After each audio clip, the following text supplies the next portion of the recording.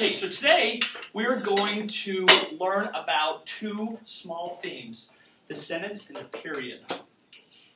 Now, in order to be able to differentiate between the two of them, we need to be able to orally and also analytically know what cadences are involved here. So, last week we studied about cadences. So, what are the three types of cadences that are perhaps the most common in music? Here, yes. Half cadence. A half cadence, good. Yes. Perfect authentic. Perfect authentic cadence, great. What's one that's very similar to that one? Imperfect. Imperfect authentic cadence, great. So those are the three. Now, what is the difference between an imperfect authentic cadence and a perfect authentic cadence? The way it resolves. Okay, maybe the way it resolves. What else? The soprano is an excellent. Now, in order for it to be an authentic cadence, regardless if it's imperfect or perfect, what position do the triads need to be in, the dominant and the tonic? Root position. Exactly right. Okay, so I want everyone just to listen here, and I'm going to play two different phrases. I want you to tell me at the end what cadence was used, okay?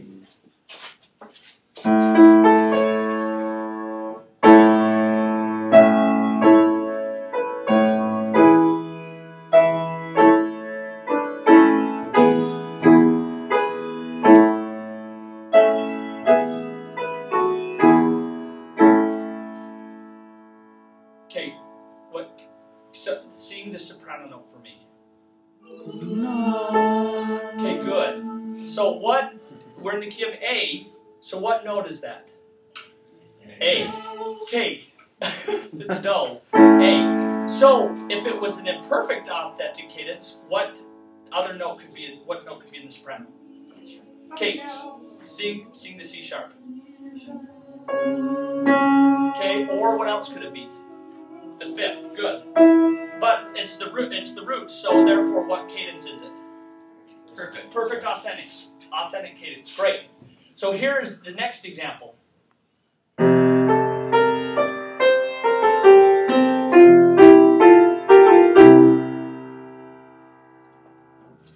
What cadence is that? It's a half cadence. Okay, so what harmony is a half cadence? 5. 5. Great. So,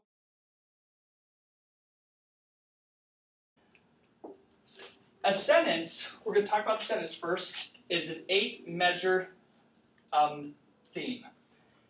And it can be broken up into two different themes. The first one being, or two different phrases, excuse me. The first one is called the presentation phrase.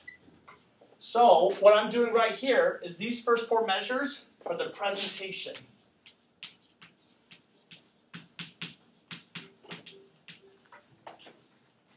Okay, and also, then underneath that, the continuation phrase is the second one.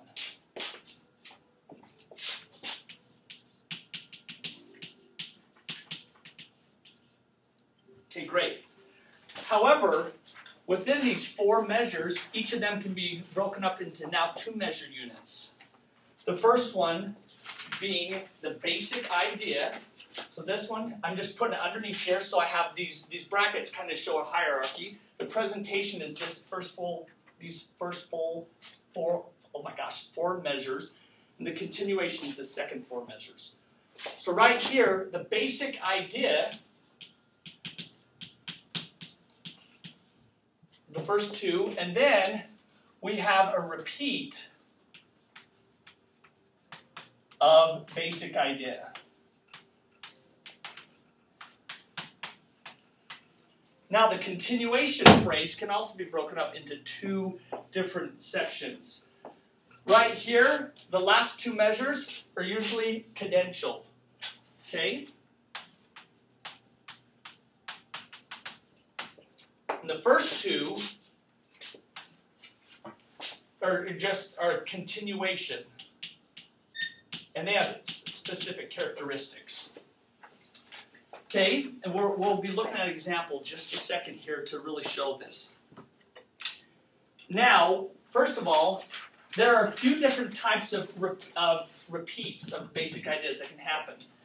The first one is an exact repetition, which means that the harmony of the repeat of the basic idea is the exact same as the basic idea. So the harmony is the same. So let's say if the harmony right here was tonic, then the harmony right here would be tonic. Does that make sense to everyone? Okay, great. Now, that's one type of repetition. The second repetition is statement and response, which means that the repeat of the basic idea is in the dominant harmony. Usually it's in dominant, sometimes it can be subdominant, but we'll just say dominant. Okay? And the next one is sequential repetition. So there's a sequence, and the melody and harmony have shifted in the same direction. Okay? So those are three things. Now, the continuation phrase here, there are a few things that are characteristic of this phrase. First of all, the first one is fragmentation. When you hear the word fragment, what do you think of? Breaking apart. Breaking apart, something that's broken. So if I were to drop a vase right here, the fragments would be on the floor, right? So fragmentation of what we've already heard, maybe the basic idea. Another thing that's characteristic of a continuation phrase is an acceleration of harmonic rhythm, or in other words, shorter note values that we've heard in the presentation phrase. Then another thing we can hear that's characteristic of this continuation phrase is the increasing of surface rhythmic activity. Okay? Also an acceleration of harmonic rhythm. I think I specified that wrong. Acceleration of harmonic rhythm, meaning that the harmonies are changing faster on this phrase than they did the presentation phrase. Okay, and then one other characteristic is sequential harmonic progressions. So again, just in case if I mess that up, the first one is fragmentation, the second one is acceleration of harmonic rhythm, third one is increasing of surface rhythmic activity, and then the fourth one is sequential harmonic progressions. Now, this all leads to a cadence here at the end at bar 8. Now, the thing that's unique about a sentence, it can be any of our three types of cadences we've talked about. It can be a PAC, it could be a half cadence, or it could be an IAC, imperfect authentic cadence. The most common is the PAC. The second most common is the half cadence. Okay? Does anyone have any questions so far? Yes. Can you repeat what you just said about the cadences? You betcha. Right here at the end of a sentence, so at bar 8, it can be any of the three types of cadences. The most common is a perfect authentic cadence. The second most common would be a half cadence. The third would be an imperfect authentic cadence. Okay, so to review this, I'm just going to ask you questions, and don't look at your notes, just because I want to make sure this is sticking. Okay, how many measures is a simple sentence? 8. Excellent, good. What are the two phrases? Okay, now in the presentation phrase, they can be broken up into two measure units. What would they be over here? The basic idea and repeat a basic idea. Okay, great. What can the second phrase be? I mean, what is the second phrase? Excuse me. Continuation. Continuation, that can be broken up into two measure units as well. What are they? Continuation. Convention. And cadential. Okay, great. Okay, and what type of cadences can be used at the very end to end a sentence? Any. Pardon? Any. Any of them. Any of the three we've talked about. Okay, great. If you're in your packet, in the handout I gave you, if you could please turn to page, well, it's the musical examples section, and it's underneath sentence. The sentence. Number A. We're going to listen to this. This is Beethoven's Piano Sonata in A major. Oh, no, it's not. Sorry. This is Beethoven's Piano Sonata in F minor. And number 1 is First Piano Sonata. And this is just the first part of the first movement. Is everyone there? Mm-hmm. Okay.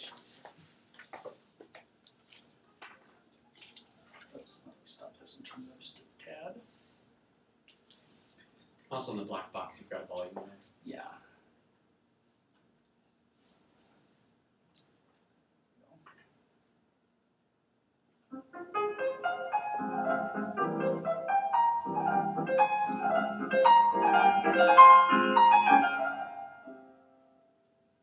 great. Let's listen to that one more time.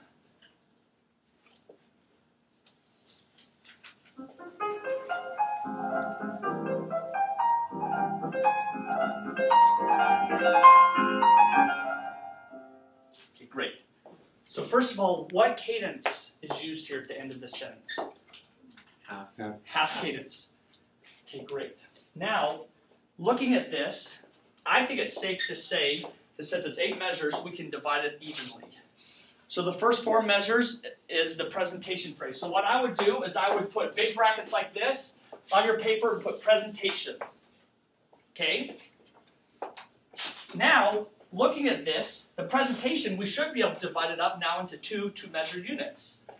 What would the basic idea be looking at this, would you guess? That portion. Just that, or do you think it's also the arpeggiation going up to it? Going up to it, exactly right. Okay, now do you see a repeat of the basic idea? Yeah. That's right after that, yes. Now, looking at the harmony, this determines what type of repetition this is. Is it in the key of F minor, that harmony right there with the repeat of the basic idea? Or is it in the dominant? It's in the dominant. It's in the dominant. So what would this be an exact repetition, or would it be statement response? Response. Statement response, great. Now, let's go to the continuation phrase here. What do we see there that's characteristic of a continuation phrase we talked about? Fragmentation. What is the fragments? What are they? The second half of the basic idea. Bum, ba-da-dum, bum, ba-da-dum. Okay, great. What else do we see? Speeding up of harmonic rhythm. Good. Okay, great. Excellent. So we can see before we had a chord change basically every 2 measures, right? Now we're changing a lot faster. Especially when you get into the 3rd and the 4th measure of that. It's cadential. And we're at the beginning of the continuation phrase, we have the tonic at bar 5, and at bar 6 we have the dominant. Whereas before in the presentation, it was every 2 measures they were changing. Okay? Now how about, what else do we see that's characteristic of a continuation phrase here? A clear continuation credential. Cadential, good, exactly right. Clear continuation, clear cadential. Why would you say the last 2 measures are cadential? The repeat, the broken arpeggiation in the right hand of the second to last measure Yes. is actually a recapitulation of the original theme. Okay. Also, the thing that I'm particularly looking for is that the harmonies, and I know you didn't get a chance to analyze this yet, but the harmonies in measure 7 and 8, it's a 1-6 leading to a 2-6, which is predominant harmonies, right? And then you finally get to a 5, and that's where it stops. So it's a half cadence. Okay, great. So now, really quickly, let's turn to one more. And what I want you to do is I want you to get into groups of 3. So just turn to your neighbors here. Maybe you 3 be together, you 3, and you 4 right here can be in a group. And I want you to go to the one that's underneath this, the sentence number B right here. What this is Mozart Rondo in D. We're going to listen to it, and I want you to do the same thing with this one that we just did. Okay? Let's play it, and let's see if you can come up with number 1, where the 2 phrases are, and then break that up with the basic idea and the repetition of the basic idea, determine what cadence ends it, and maybe some characteristics of the continuation. Okay? Okay, so that sounds like to me you guys got this pretty well. Now let's go ahead and let's move on now to the period. First, what we're going to do is we're going to listen to a period, and of course there's going to be details that you're not going to know the difference between a period and a sentence. But I want you to listen for that are more obvious things when we listen to this particular period, and tell me what you hear that would maybe differentiate it from a sentence.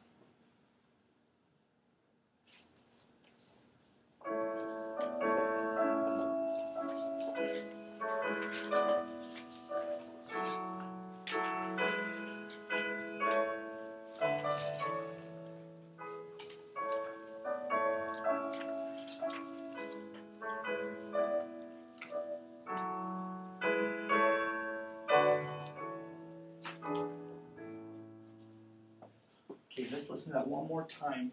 Just so you know, this is the Mozart Piano Sonata in A.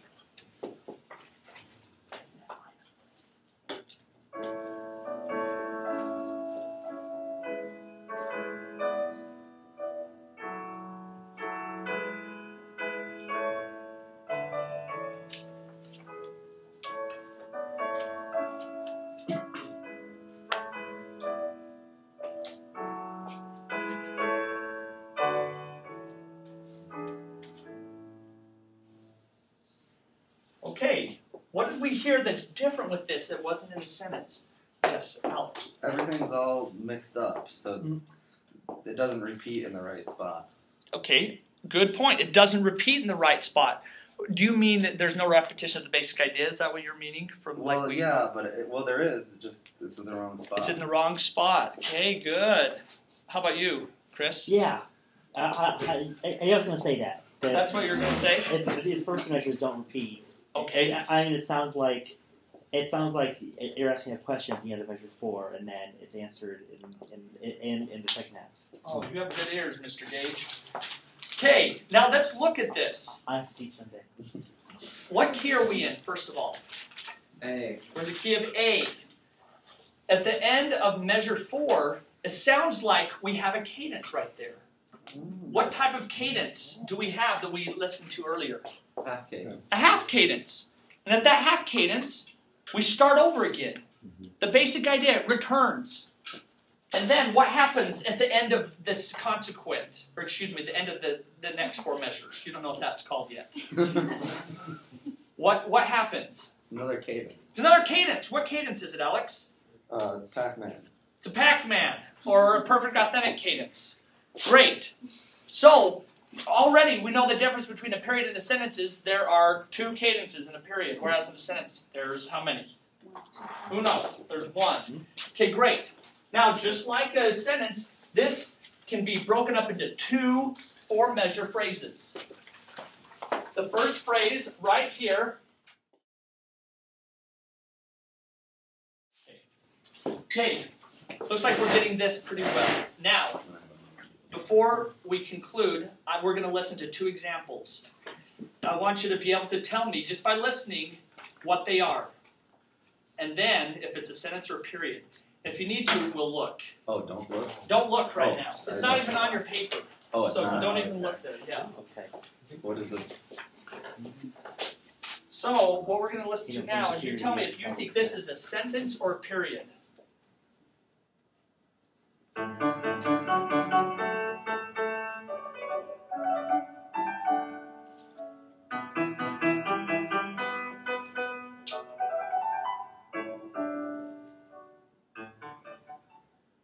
Okay, what do you think that was? Period. Period? Why would you say it's a period? Because the basic idea happened in the first and third sections instead of first and second. Good. And Excellent. there were 2 cadences. You heard 2 cadences. Excellent. I'm confused because it wasn't in the same notes the second time it came back. Good. That's actually very good, Alex. Now, what is the... Yeah, you're good. You're great. It wasn't, but did you guys just listening to it, it wasn't on the same notes, but did you think that was the basic idea, or did you think it was a contrasting idea? It was like the same shape.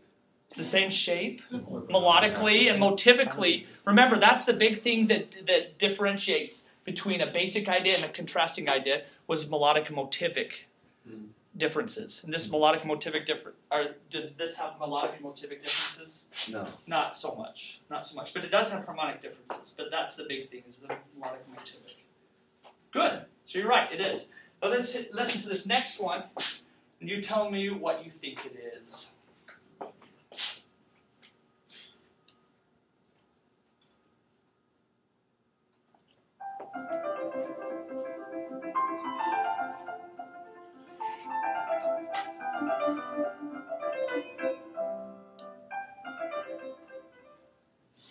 Well, I should have stopped a little earlier. What do you think that is? Can you play it again? Yeah, I'll play it one more time, and I will stop it before.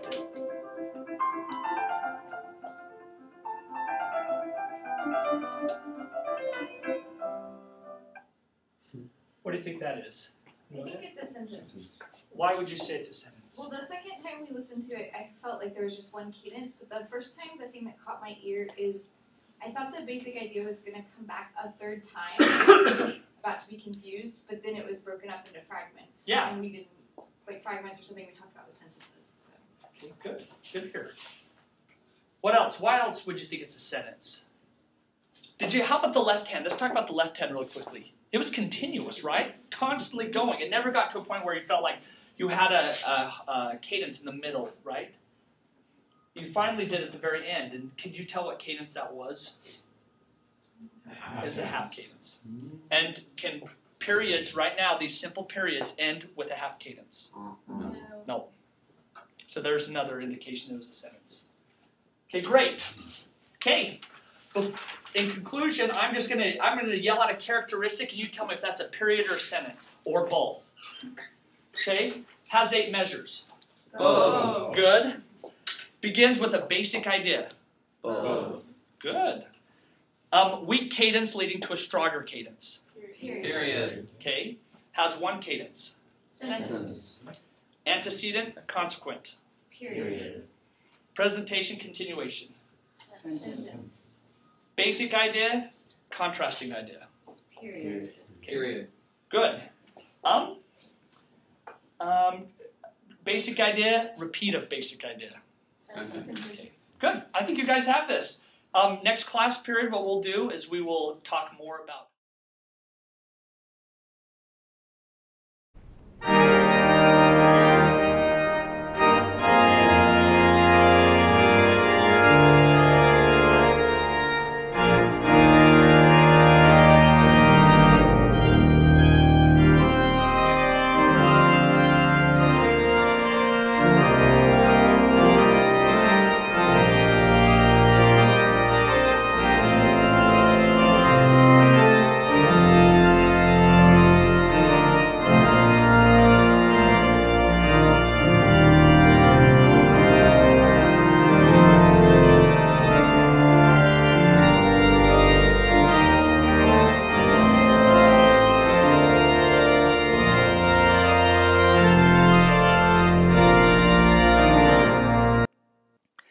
There are very few pieces of music that rely solely on a succession of block chords.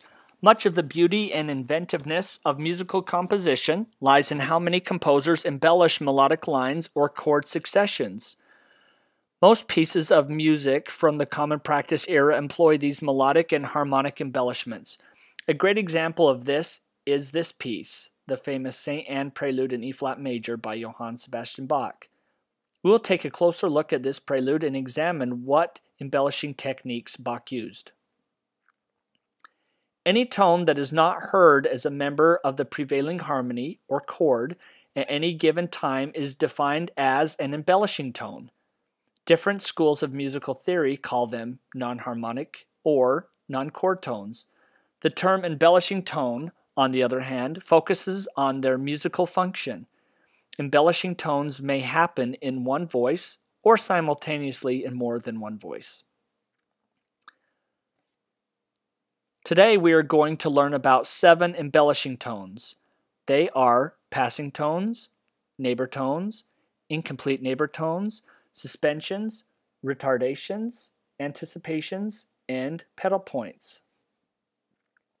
First, a passing tone, labeled P, is a melodic embellishment that fills in a skip by stepwise motion. It is approached by step and left by step in the same direction. A passing tone can be diatonic or chromatic. Passing tones can happen in any of the voices, but are especially pleasing and common in the bass voice. The Bach prelude in E-flat is inundated with passing tones. Measure 9 itself has 4 passing tones, as shown here. A neighbor tone, labeled NT, decorates a melody by stepping to a note above or below it, then returning to the original note. Complete neighbor tone patterns involve 3 notes. First, the main melody pitch, which is a consonance that fits with the harmony. Second, the upper or lower neighbor, a step away, usually a dissonance. And third, the return to the main melody pitch. A neighbor tone written above the melody pitch is called an upper neighbor, while the neighbor tone below is called a lower neighbor. Here is measure 9 again of the St. Anne Prelude. Here there are also these neighbor tones. Incomplete neighbor tones, labeled INT, are embellishing tones that have some but not all of the characteristics of a neighbor tone. As stated earlier, complete neighbor note patterns involve 3 notes. First, the main melody pitch, a consonance that fits with the harmony. Second, the upper or lower neighbor, a step away, usually dissonance. And third, the return to the main melody pitch. If one of the consonant elements is left out, it is an incomplete neighbor. An incomplete neighbor may take one of 2 forms. The first, it may leap or skip to the dissonance and then resolve like a neighbor tone by step. This is sometimes called an appoggiatura. The example of this is on the top right. The second one is it may begin by step, then skip or leap away. This is sometimes called an escape tone. The example of this is on the bottom right. A suspension, labeled SUS, is prepared by a chord tone that is a consonance of the harmony. But when the harmony changes, that note becomes a dissonance. It resolves down by step. It requires preparation on a chord tone, dissonance, and resolution by step to a chord tone. Common scale degrees employed in suspensions are 4/3 suspensions and 9/8 suspensions. As seen here on the right, St. Anne is filled with suspensions. Retardations, labeled RET, are like suspensions except they resolve up instead of down. The most common retardation is from scale degree 7 to scale degree 8. Here on the right is an example of one in St. Anne. An anticipation, labeled ANT, anticipates a chord tone. As we saw in the case of suspensions and retardations, the embellishment is created when at least one voice is delayed and resolves late. With an anticipation, the opposite happens, and one part of the framework arrives early. It is in many instances a cadential idiom. Pedal points get their name from passages in organ music in which the organist's foot rests on a single pedal for measures at a time, while the harmonies change above the sustained note. Pedal points do not decorate a musical line in a way that passing or neighbor tones do, but they are familiar embellishments that you will come across in the literature. Pedal points may be sustained or rearticulated. Most often, pedal points prolong a single harmony, usually tonic or dominant, and the voices above it are embellishing. Pedal points are not limited to the bass line, but as shown here on the bottom right, may appear in any voice, and in this case, the upper voice. When in upper voices, they are sometimes called inverted pedal points. Embellishing tones are like the extra vegetables and toppings on a green salad. Without the added extras in your salad, it can be pretty bland. As with salad, these embellishing tones make music more rich and pleasing to listen to.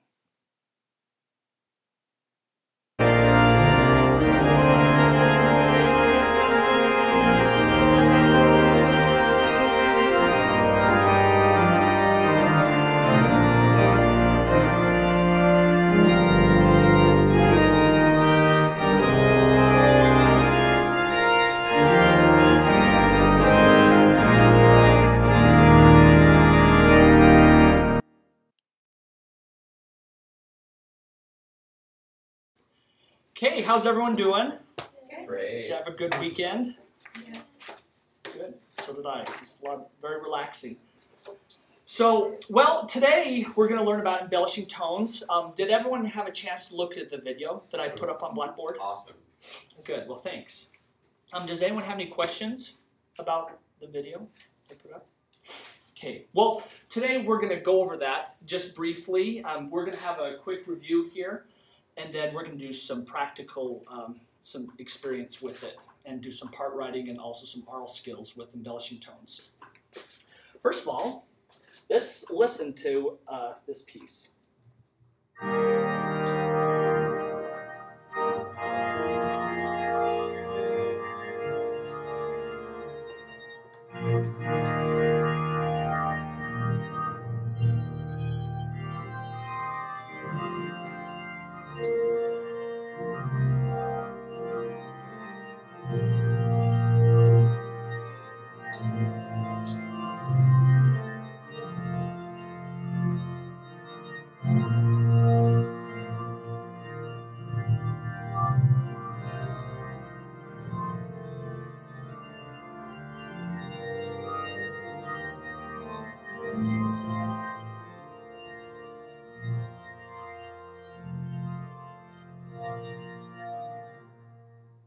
Okay.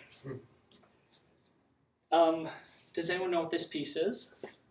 Some organ music. It's some organ music. E flat major. It's Bach in E flat major. It's the prelude in E flat major called the St. Anne Prelude.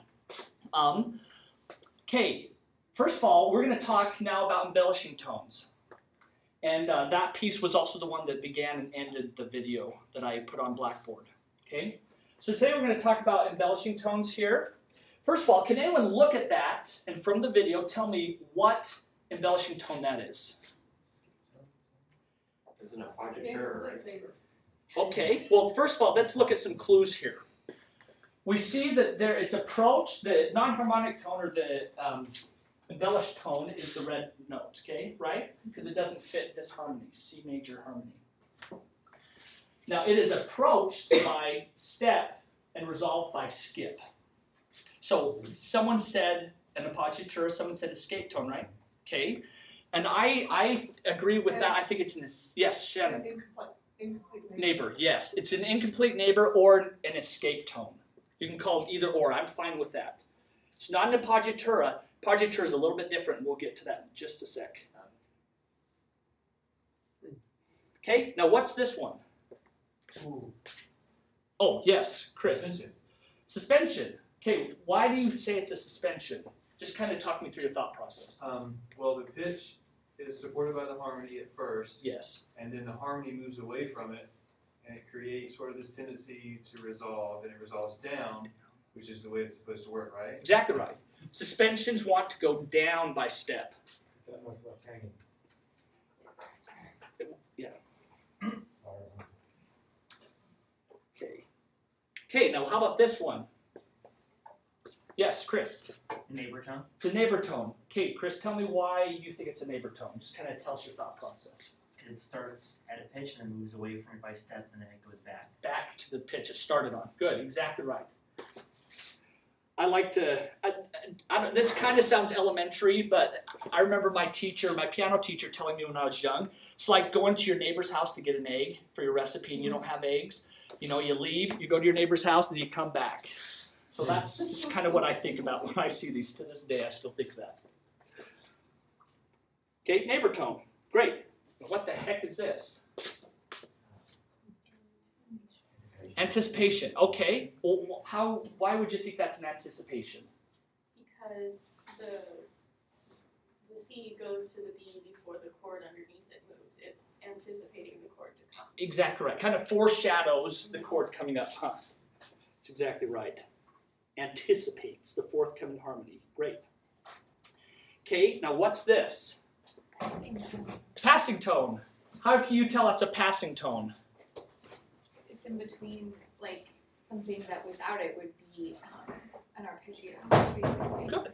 Exactly right. You know, so I like to think about with this, since you like my neighbor analogy, is that I used to run track when I was younger, and I did the relays with a baton, and someone would run to me and I'd grab the baton and I'd run to someone else and pass it off to them, kind of like a passing tone. See? Okay, great. Okay, now what's this? Pedal tone. Well, that's kind of obvious, right? Now, we learned on the video, I specified a few things. Pedal points are called pedal points. Did someone say passing tone or pedal tone? Pedal tone. Okay, I thought for a second someone said passing tone. Okay, do pedal points or pedal tones need to be in the bass or pedal? They can be other places too. They can be other places. They could be up on the soprano voice, for example, and it's called an inverted pedal point. But we see them a lot like this. And the name originates from the organ. Could you play that? Sure, I'd be happy to. So you can hear what it sounds like.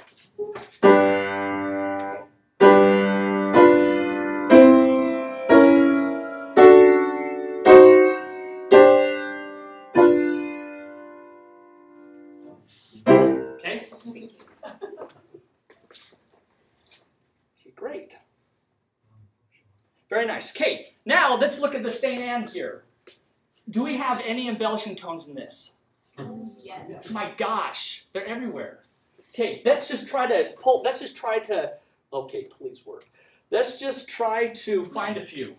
Let's just shout them out. Chris, yes. A suspension in measure 2. Good. Right here, right? The upper voice? Good. What else? Passing tones in the first measure.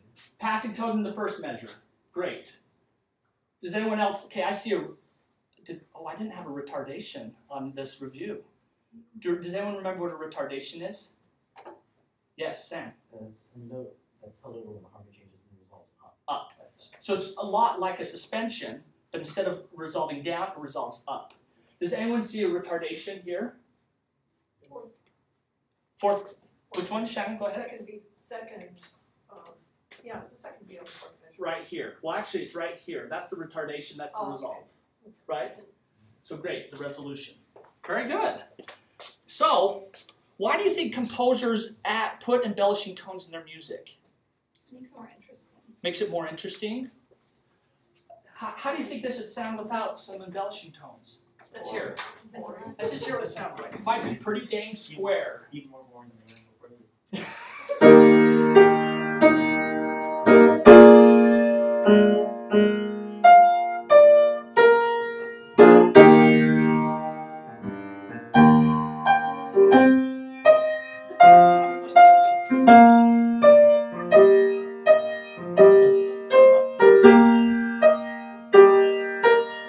It sounds like our part writing exercises. It's boring. So, I think if Bach would have written it that way, it would have been tossed just like that.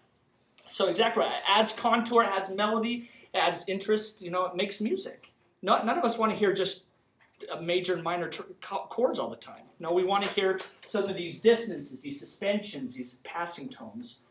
So very good. Now, I'm going to hand out this. Handout for you. Let's see. Pass this back to you, please. Let's see. Give you guys 3 right here.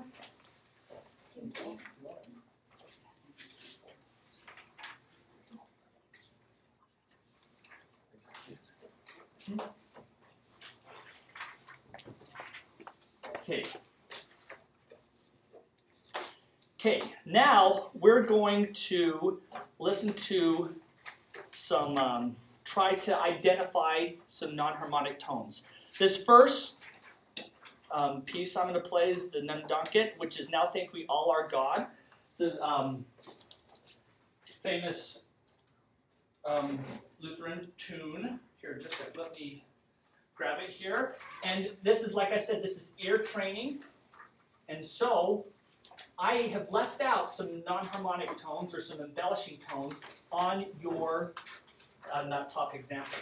So I'm going to play it with them, and I want you to try to identify which ones, and just write them in. Then afterwards, I'll play it, how about 3 times, and then I'll see how far you got, and then if I have to play the 4th time, I will. Okay? So we're in the key of A major.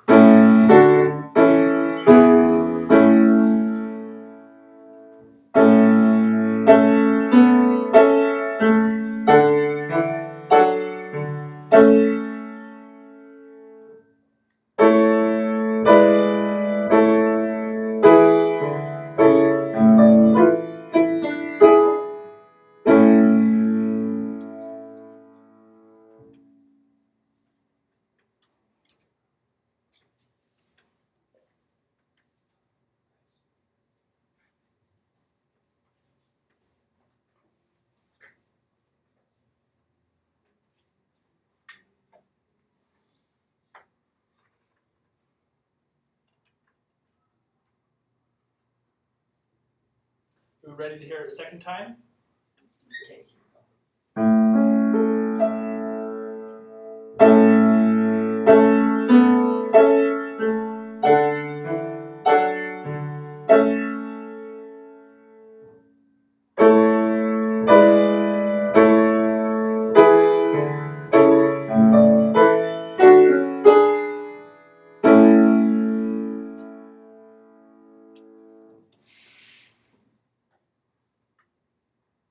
That was different.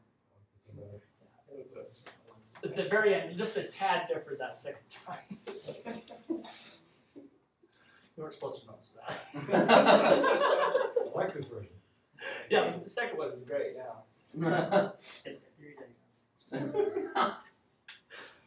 I kept the steady tempo though. Okay, here's a third time.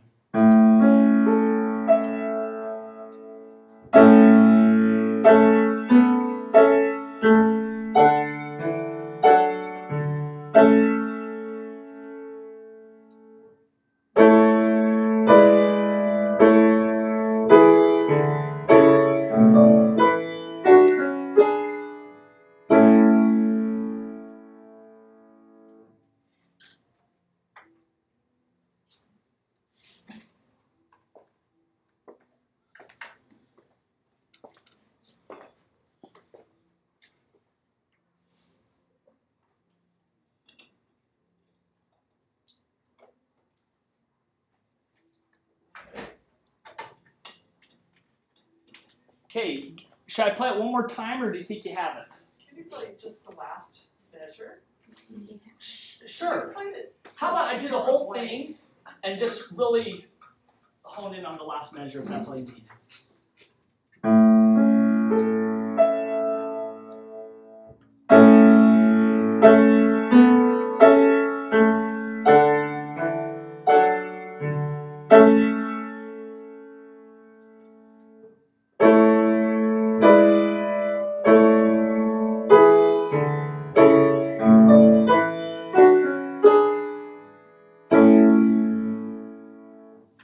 We're supposed to just add notes or change notes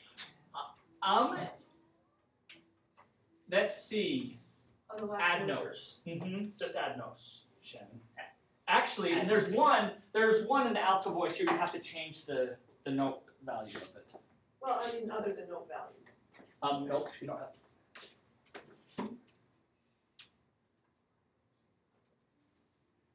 No whiteout is necessary. Okay, so what did we hear? Let's say the first measure that was not in your piece. That was not in yours. Yes, Sam. There's a passing tones in the bass. Good. What passing tones did you get? I think there's an A and B on beat 1, on beat 3, there's a D and E. D and E. Good. I have that. That's exactly what I played. That's great. Okay. Anything in the second complete measure? Was that basically okay? How about the third measure? Passing tone. Where at? Beat 3 in the bass, the E goes down to a D. Good. On end of 3. Great. Okay. Now in the soprano there, on beat 4, the 16th note, that's already there, but that's a non-harmonic tone. It's an embellishing tone. So what kind of embellishing tone is that? Good. Very nice. Okay. Now the last measure. This is the trickiest one, I think. I think I got the tenor line. Okay. What line do you have there, Sam? So it goes, I think what, sol, fa, mi, fa. Good. So E, D, C sharp, D, right? Very nice. Did anyone hear any change in the alto? I can only be sure of it the first time, I think, but Pardon? I thought I could only be really sure of it the first time. But did you change after that or something? Well, the first time I played it, Yeah. I hit the wrong notes. Yeah. But the second, third, and fourth time I didn't. So anything? Yes. The first note A is an 8th note, and there's an F sharp and 8th note after that, which would be something. Okay, good. And then it goes up to G, right? Is that which we have? Great. Now that's still a suspension because the A wants to go down to the G, but it goes down to an F sharp and then it comes back up. That's still a form of suspension, okay? So just remember that. Not stop it from being a suspension. Yeah, that doesn't So stop what it from being a was it suspension. changed in the, you said alto line? It's just what he said. It goes from A to F sharp to G, 8th notes. Okay. Okay, great. Awesome. Now I'm going to split this up into 3 groups. Okay, how about you 3 in a group right here? How about you 4 in a group right here, and you 4 in a group right here? What I want you to do is this last chorale down here is A Mighty Fortress is Our God, the famous Martin Luther piece. What I want you to do is I want you to get together and start adding embellishing tones. And then I will take it and I'll play it. Okay, so we can hear the different groups' interpretation of this.